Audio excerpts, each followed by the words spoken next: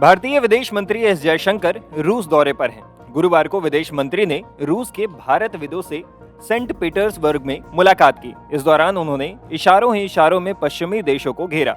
जयशंकर ने इस बात पर जोर दिया कि भारत और रूस पश्चिमी देशों की तरफ से दोनों देशों को लेकर बनाए जा रहे इमेज से प्रभावित न हो। इसमें भारतविदों के महत्व के बारे में भी जयशंकर ने बताया।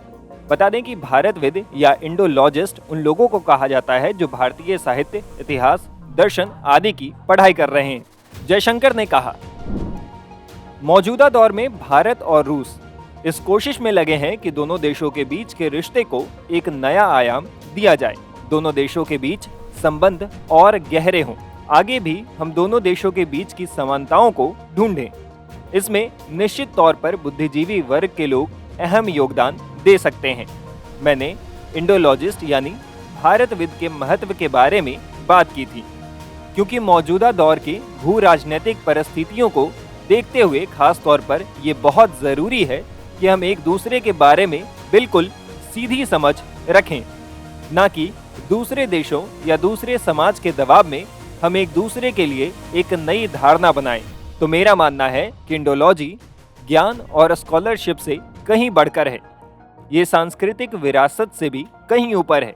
वास्तव में एक दूसरी सभ्यता को सीधे तौर पर जानने के लिए की गई कोशिश और निवेश है, जो कि हमारे लिए बहुत महत्वपूर्ण है। विदेश मंत्री एस जयशंकर ने यह भी कहा कि गहरे रिश्तों के लिए संचार और एक दूसरे के प्रति समझ जरूरी है। मौजूदा दौर में हम एक बहुध्रुवीय दुनिया में रह रहे हैं, जहां पुनर्संतुलन हो रहा है। ये ऐसी दुनिया नहीं है जहां सिर्फ कुछ देशों का दबदबा हो। अंतर्राष्ट्रीय संबंधों को विकसित करते समय मेरा फोकस भारतीय विशेषताओं के साथ वैश्विक संबंध बनाने पर है। इससे पहले विदेश मंत्री एस जयशंकर और रूसी विदेश मंत्री सर्गेई लावरोव के बीच मुलाकात हुई।